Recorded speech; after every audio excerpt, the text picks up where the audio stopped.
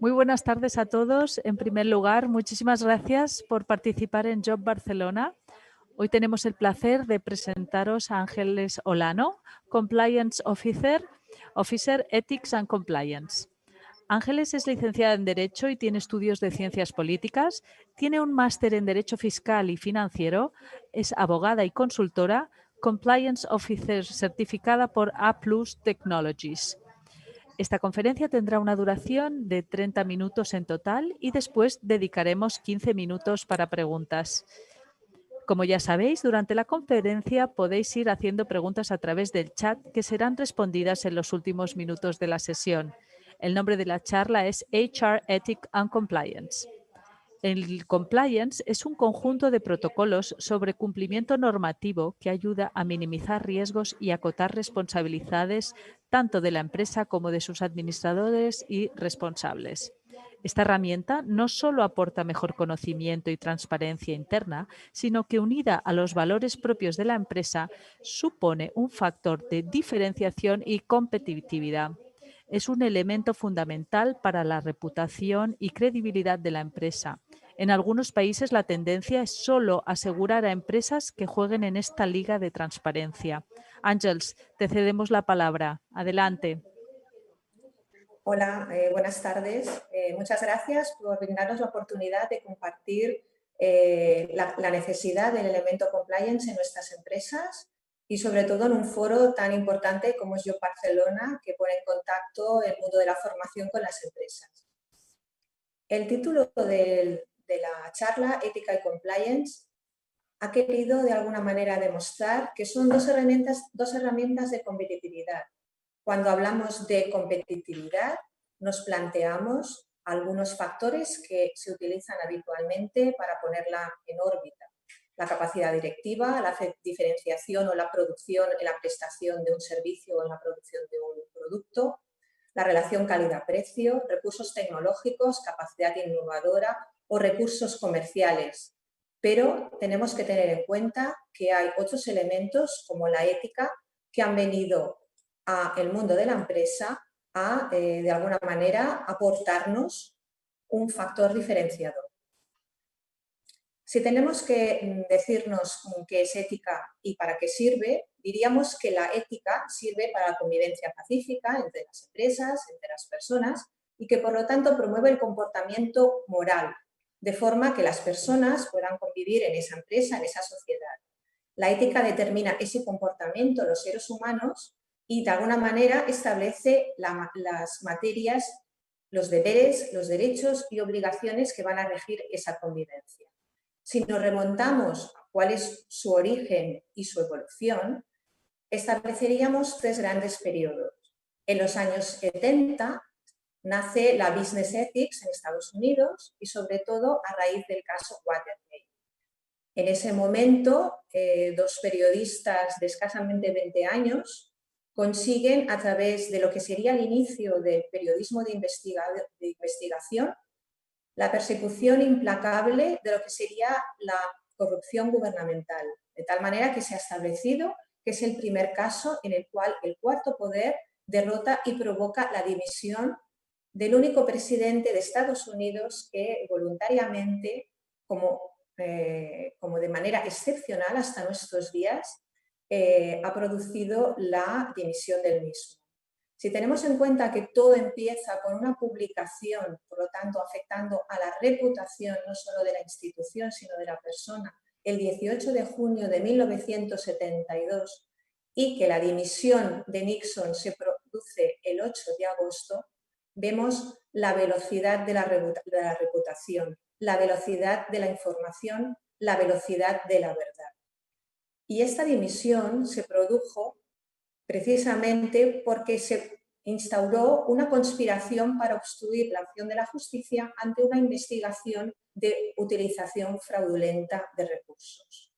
Este caso lo he querido exponer con vosotros, hacer una breve reseña de cómo sucedió y de los tiempos, para después, cuando hablemos de la empresa, darnos cuenta de la importancia de la transparencia, de la veracidad y de los mecanismos éticos.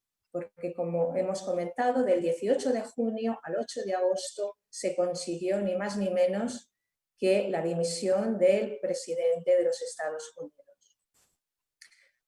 El segundo momento en el que se establece el paradigma de la ética empresarial serían los años 80, donde se centran en la prioridad, que sería obtener beneficio, y surgen instituciones y publicaciones en torno a la ética empresarial y se abandona lo que sería la concepción ética. Queda como en un segundo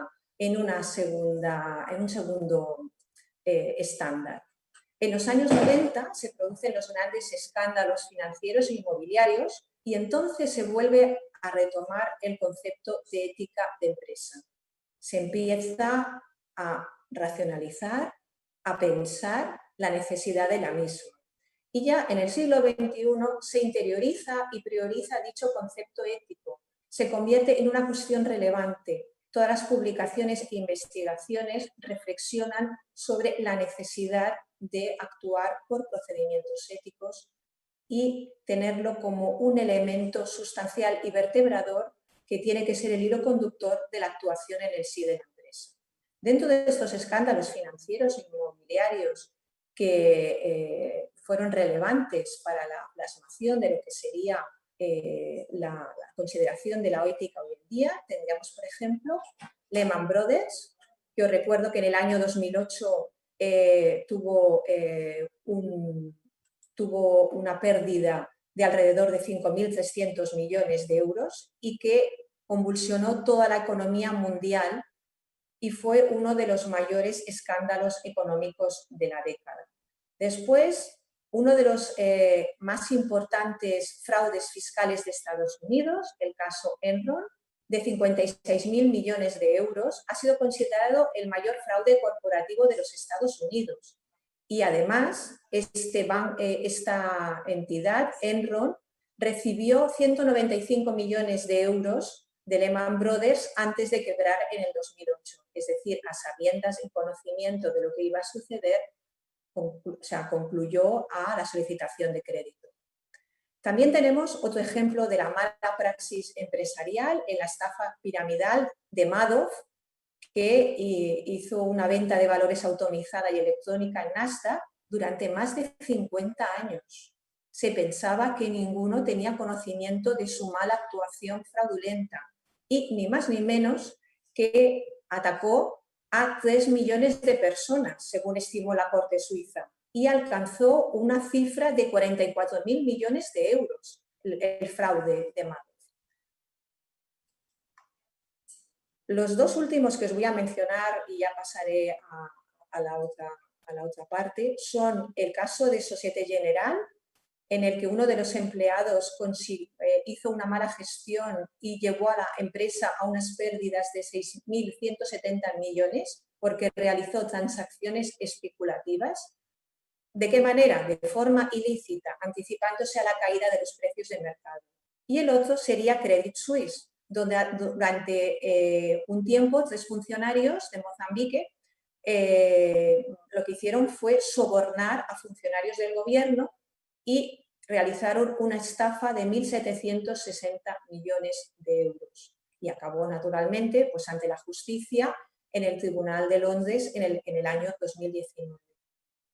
Estos ejemplos que he querido poner, que podemos pensar que son de casos muy conocidos, que hemos leído todos en la prensa, que cuando se comentan fraudes en las páginas de los diarios en la actualidad se remontan a los mismos, no pensemos que es ni un episodio pasado ni cuestiones que han quedado simplemente en el literal de las noticias, sino que constituyen actitudes y maneras de actuar por parte de algunas personas que intervienen en la cadena de mando y en la toma de decisiones.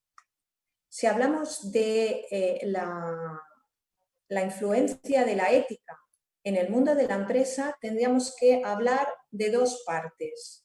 Cómo en esa dimensión o partes interesadas que pueden intervenir en la misma, tendríamos dos esferas que se mueven a la vez y que sería la parte interna en la que estarían dentro de la empresa los empleados, los gerentes y la propiedad, que sería la parte interna, y luego la parte externa, que serían las relaciones que tiene esta empresa con proveedores, clientes, acreedores, prestadores de servicios y la sociedad en sí y las instituciones.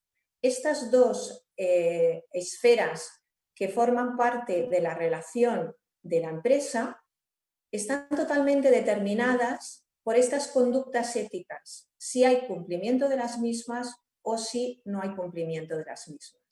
Entonces nos planteamos, ¿qué motivos tiene una empresa para actuar bajo la ética? Pues naturalmente sería una de ellas prevenir ante actuaciones no éticas que puedan llevarnos a responsabilidades no solo legales, sino también reputacionales. Y luego, otra sería la globalización, es decir, la ética dentro de la globalización exige un conocimiento de las diferentes culturas con las que uno está contratando o en la que se mueven esos servicios y esas producciones de producto o esas negociaciones. Si no tenemos conocimiento de esas diferentes culturas y de la interpretación que se hacen de las actuaciones éticas o no dentro de la empresa, no podemos tener capacidad de análisis correcto dentro de la empresa. ¿Y qué ventajas tiene la empresa dentro de una conducta ética que esté interiorizada? Pues naturalmente una de las ventajas es que produce cohesión y motivación al equipo internamente y esa cohesión y motivación se traslada en una eficacia y en una reputación que es percibida por el exterior, por la esfera que decíamos de proveedores, de clientes, de acreedores, de sociedades e instituciones. Hasta aquí hemos hecho dos pinceladas de lo que sería la ética. Ahora vamos a analizar el siguiente elemento, que sería el compliance, para llegar a la conclusión de la fusión de ambas. Por definición, si nos planteamos qué es un compliance, diríamos que significa conformidad. ¿Conformidad con qué? Pues naturalmente conformidad y cumplimiento normativo por parte de una empresa o organización con todos aquellos procedimientos que nos aseguren dentro del ámbito interno y externo de la empresa el cumplimiento de toda la legalidad y de todas aquellas cuestiones que formen parte del uso y las costumbres de la población o de los sujetos que estén tomando las decisiones. Como fuentes del derecho, los usos y las costumbres también tienen un peso específico conjuntamente con las culturas que antes comentábamos en la toma de la empresa y en ese cumplimiento normativo. Y a la hora de cumplir normativamente, ¿qué tenemos que analizar? Pues en primer lugar, el riesgo. Hay un dicho que dice que el peor riesgo es aquel que se desconoce, porque no tenemos conocimiento de él, no sabemos cuál va a ser la causa por la cual va a penetrar en nuestra organización y tampoco sabemos qué elementos van a ser necesarios para combatirle. Por eso, el primer riesgo y el peor sería el que se desconoce y mucho peor aún es aquel que, conociéndose, se infravalora o no se toman las medidas adecuadas. Naturalmente, cuando hablamos de riesgo, pues tendríamos que decir que el riesgo no se puede eliminar por completo, que en la actividad de una empresa lo que podemos hacer primero es acotarlo y después intentar tomar las medidas adecuadas y suficientes para el control de ese riesgo. Y entonces nos planteamos que esa gestión adecuada del riesgo, si se traduce en una buena toma de decisiones, puede llevar a nuestra organización a que esté bien preparada ante esos riesgos potenciales y a que tenga un factor de diferencia o de valor añadido respecto a otras organizaciones. Para hacer esa gestión de riesgo y ese análisis, contamos con una herramienta en compliance que se llama mapa de riesgo. Y en este mapa de riesgo yo siempre digo que es un mapa que nos cubre desde la NASA a la pequeña y mediana empresa, a la pyme. ¿Por qué? Porque el elemento de análisis en su justa medida, más amplio o menos, es el mismo.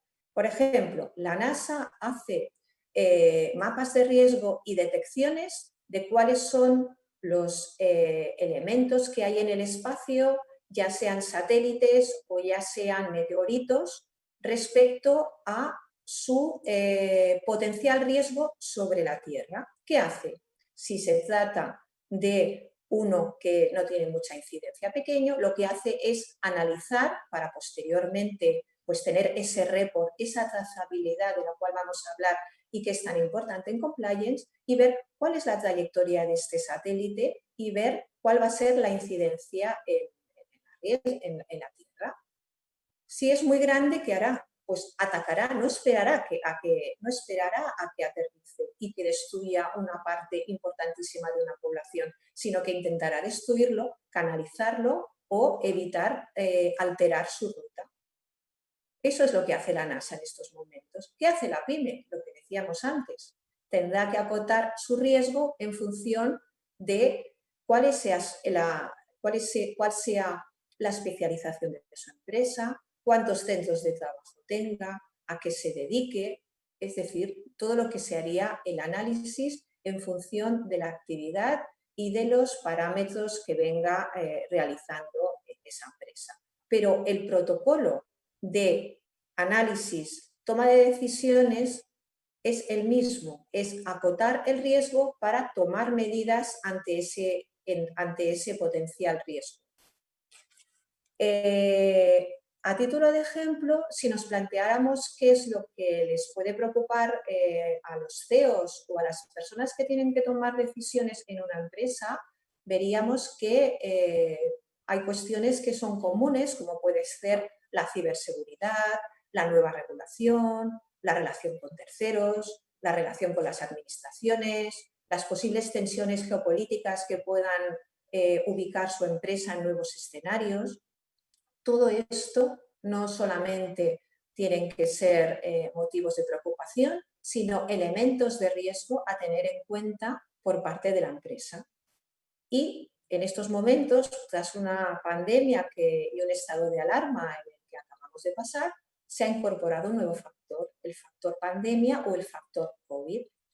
Ante ellos, ¿qué sucede? Que estos elementos de riesgo que decíamos antes, COVID, factor humano, ciberseguridad, nueva regulación, relación con terceros, relación con las administraciones o tensiones geopolíticas, nos lleva a tomar medidas. ¿Medidas para qué? Para intentar controlar, para intentar minimizar ese riesgo dentro de nuestra organización. ¿Qué medidas? Si hablamos de COVID, hablaríamos de la necesidad de un plan de contingencia. Si habláramos del factor humano, tendríamos que hacer una buena selección, que después hablaremos, de nuestro departamento de recursos humanos. Si hablamos de ciberseguridad, tendríamos que ver qué formación o qué equipos tenemos para estar protegidos ante la misma, qué tecnología incorporamos a nuestra institución o a nuestra empresa a la hora de poner esas barreras y tener nuestros datos, nuestra propiedad intelectual protegida de esos ciberataques.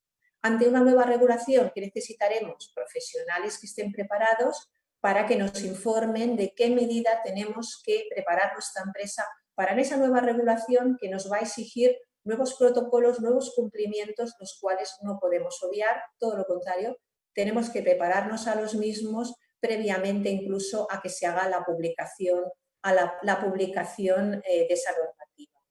Si hablamos de relaciones con terceros, administración o tensión geopolítica, también nos sucederá lo mismo. Tendremos que poner medidas de formación continua y el establecimiento del código ético para marcar cuál va a ser nuestro perfil, cuáles son nuestros valores y cuál va a ser nuestro canal de comunicación a través del buzón ético y nuestro régimen sancionador dentro de la empresa.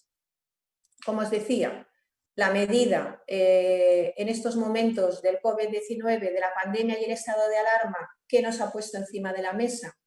Pues que esa primera incertidumbre, esa justificación por desorientación, no podemos tenerla en estos momentos encima de la mesa. Todas las empresas, tanto en el sector privado como en el sector público, han tenido que acometer medidas que se traducen en planes de contingencia que ya son exigidos por parte de la administración pública, por tanto, ya se han transformado incumplimiento normativo y ante nuevas situaciones no podemos alegar ni desorientación ni justificar no conocimiento. Se ha incorporado a las medidas de la propia empresa y naturalmente también a estos planes de contingencia y a estas medidas excepcionales dentro de los procedimientos de compliance.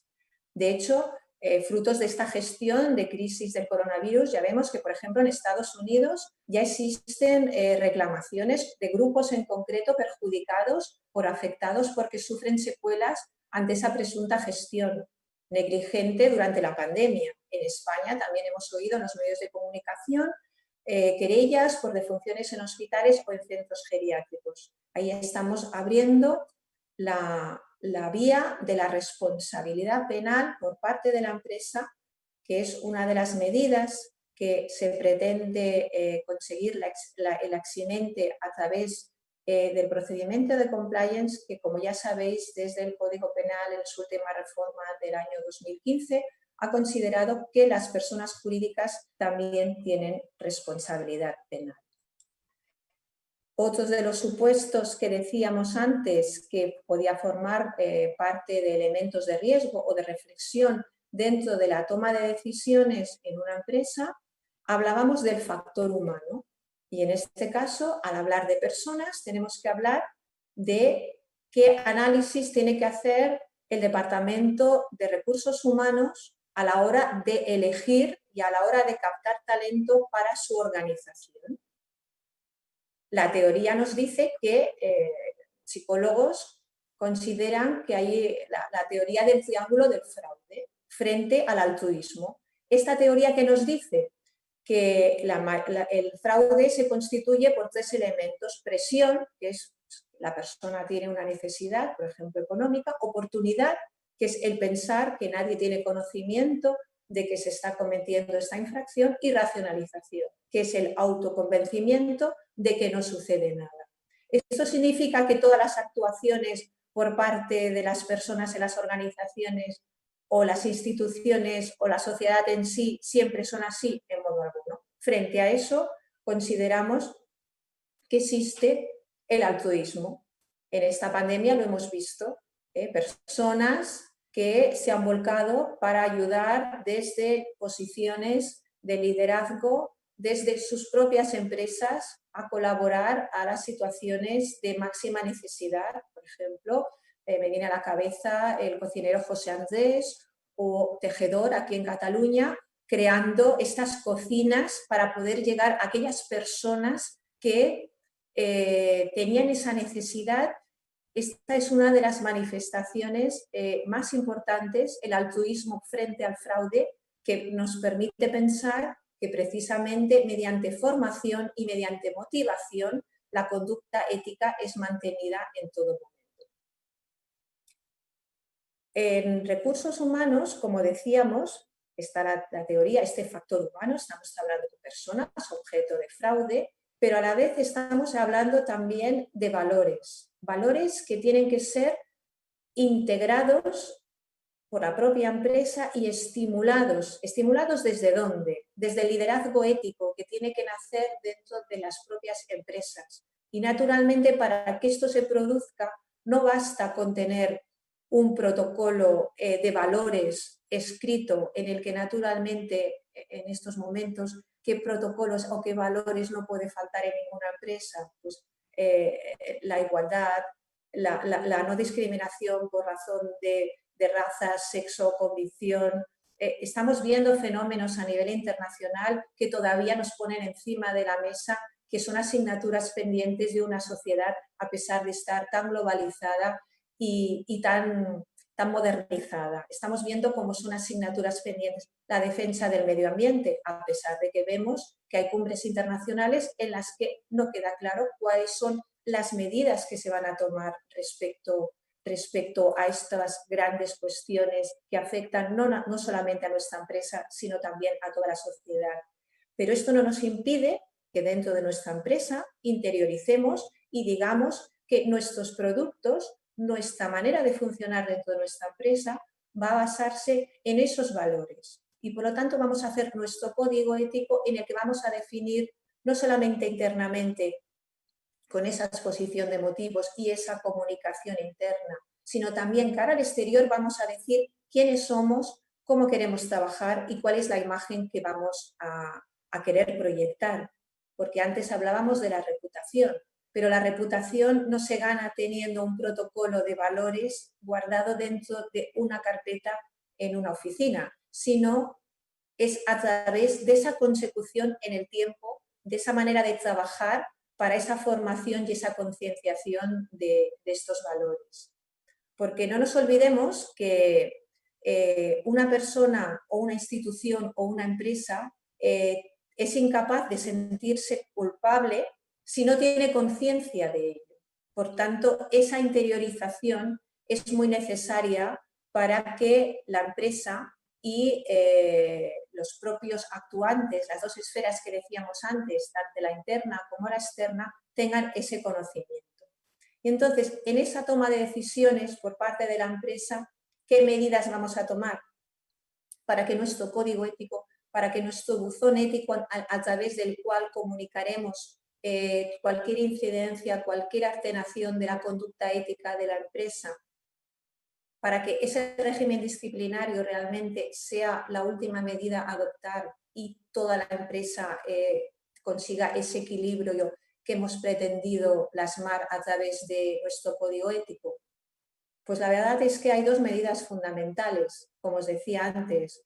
Una es la formación continua. Continua quiere decir que no se trata de un curso aislado en el que enviamos una serie de normas y ahí ya se acaba el cumplimiento normativo, no. Se trata de una formación continua, de un seguimiento, de tener la capacidad de la percepción de cuáles son las necesidades y de estas nuevas capas de sensibilización que tiene la propia sociedad en función de los propios acontecimientos, y luego de la concienciación, es decir, de la interiorización que estas decisiones tienen para la propia empresa.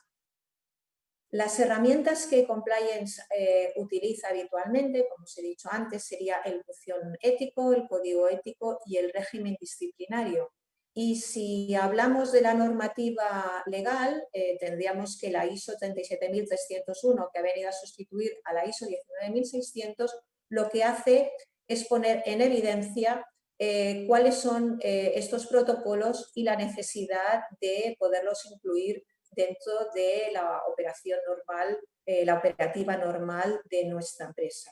Estos modelos de organización y gestión ya marca el propio Código Penal del año 2015, que para que sean eficaces tienen que tener requisitos esenciales como son los medios humanos suficientes y el presupuesto adecuado. Porque si no ponemos estas dos herramientas para que se pueda realizar todo este protocolo y se puedan tomar las decisiones oportunas por parte del órgano de administración, estableciendo estos modelos de organización y gestión, cualquier medida de vigilancia y control para prevenir estas conductas ilícitas o estas conductas no éticas no tendrán ninguna eficacia.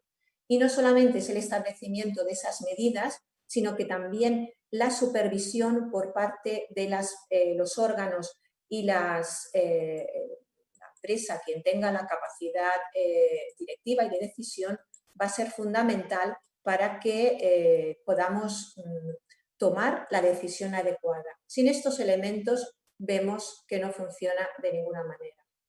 Por lo tanto, la ética y el compliance, como os decía al principio, son dos elementos consustanciales que son necesarios causa y efecto a lo largo de la política transversal de nuestra empresa, que afecta desde los órganos directivos a cualquier departamento o persona que trabaje en la empresa desde un punto de vista interno, y desde un punto de vista externo afecta a cualquier relación, ya sea social, institucional, clientes, proveedores, es decir, a lo que se consideraría la operativa día a día de nuestra empresa.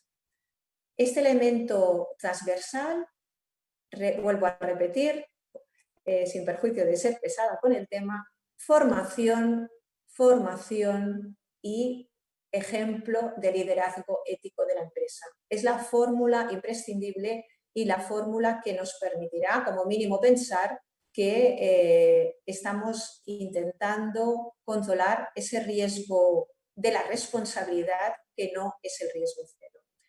Y ya para acabar, que me indican que ya nos estamos acercando a los 30 minutos, quería compartir dos frases con vosotros que para mí significan mucho porque suponen reflexiones de qué tipo de empresas y qué tipo de negocios son los que están demandando en estos momentos las generaciones jóvenes, que son exigentes a la hora de comprar un producto en el mercado, que son exigentes con cumplimientos, como hemos dicho antes, como es el medio ambiente, la solidaridad, la igualdad de las personas y que no son incompatibles con el mundo de una empresa.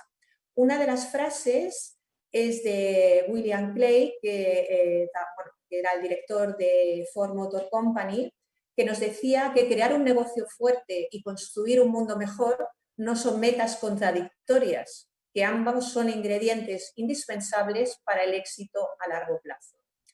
Y la otra, que fue el lema del primer Congreso de Compliance que celebramos en el Ilustre Colegio de Abogados de Barcelona en septiembre de este pasado año 2019, que se llamaba o se decía ni más ni menos que sin ética no hay futuro. Muchas gracias. Muchas gracias, Ángel Olano. Muy interesante este tema. Y, a ver, yo quería preguntar, ¿qué sector empresarial requiere más de vuestros servicios? Realmente el compliance afecta a todos los sectores. Lo que sucede es que hay sectores como puede ser el financiero y el que regula pues, la producción de farmacéuticas y productos médicos, tienen unas regulaciones específicas. Ellos sí que ya por ley tienen que establecer los procedimientos de compliance, pero yo quiero apostar por la política preventiva, por el asesoramiento preventivo y, por lo tanto, como he dicho antes, desde la pyme más pequeñita a la empresa más grande del mundo son susceptibles de hacer las cosas bien o mal. Depende del liderazgo ético de quien dirija esa empresa y cómo quiera acometer el futuro y el presente de la misma. Nos preguntan también, ¿la responsabilidad social corporativa y el compliance son la misma cosa? Bueno, el compliance, la responsabilidad social corporativa, ¿se puede tener sin aplicar compliance? Sí, pero ¿de qué manera? El compliance lo que te asegura es establecer esos compromisos y ese control efectivo de las decisiones, porque la responsabilidad existe. Otra cosa es que se pongan los medios adecuados. Antes os he hecho referencia al caso Watergate, pero me parece que cualquier día que abramos la prensa vemos ejemplos de empresas que tienen instituciones que tienen dentro de sus protocolos el compliance y que sin embargo afloran circunstancias, situaciones que son objeto de cuestionamiento por parte de interesados o por parte de la información pública. Y después ya veremos, como decía antes, el compliance no se trata de un protocolo, puede estar bien hecho o mal hecho, puede acercarse a la realidad o no, igual que las cuentas, igual que la gestión de una empresa. Depende del nivel de transparencia, de liderazgo ético y de lo que comentábamos antes. El compliance tiene que hacerse con medios personales y económicos, porque la diferencia entre un compliance baratito y mal hecho y uno bien hecho es que solo hay uno, que es el bien realizado. ¿Hasta qué punto ves necesario tener un código ético en la empresa y qué relación tiene con los valores de empresa? El código ético es como nuestro código de barras desde el punto de vista ético. Es en el que intentamos plasmar cuál es la política interna de nuestra empresa, con qué estamos comprometidos, dónde producimos nuestros productos.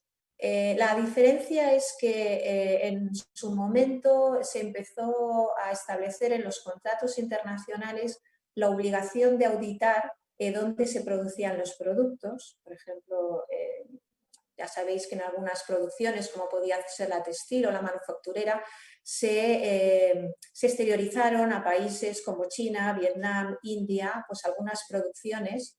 Al principio se iba a coste económico hasta que en un momento dado, sobre todo en este siglo, ya los propios contratos del receptor final de nuestro producto exigen auditorías de cómo se está trabajando en esos países, es decir, si se pagan salarios adecuados, si esas personas realizan las jornadas adecuadas, si los riesgos laborales están contemplados, etcétera, etcétera. Es decir, cada vez más el consumidor es exigente en saber en qué condiciones se ha elaborado ese producto. No solamente ve el producto en sus manos y opta por calidad-precio, sino que exige esa moral, esa realidad corporativa a la empresa, ese compromiso con esos valores que decíamos antes, como son la igualdad, el respeto, la no discriminación y el medio ambiente.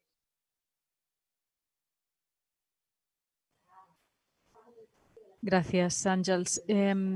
Bueno, no tenemos ninguna pregunta más de nuestros oyentes. No sé si quieres añadir alguna cosa al respecto o algún colofón final.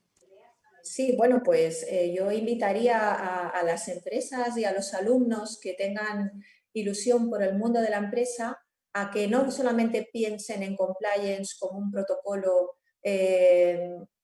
impuesto por la ley, sino que incluso que sean valientes y a la hora de liderar sus proyectos empresariales los instauren desde el primer momento, porque será como un canal vertebrador, será como un elemento transversal ético que les ayudará en la toma de decisiones complicadas y a su vez crecerá con ellos y no se darán cuenta de que les ha acompañado en el camino, cosa que las empresas que llevan ya mucho tiempo y lo tienen que instaurar pues por obligación legal, pues naturalmente la capacidad de absorción y de hacer lo propio pues es un poquito, tiene más obstáculos. Pues muchísimas gracias por esta entrevista, bueno, por esta conferencia, disculpa. Y bueno, pues ahora hacemos una pausa de 15 minutos y daremos comienzo a la siguiente ponencia de Esther Cid llamada ¿Y ahora qué hago con mi talento? Profesiones de futuro. Suscribíos a nuestro canal de YouTube y seguidnos en nuestras redes sociales y nos despedimos de Ángels Solano. Muchas gracias, Ángels. Que tengas Muchas buenas. gracias a vosotros.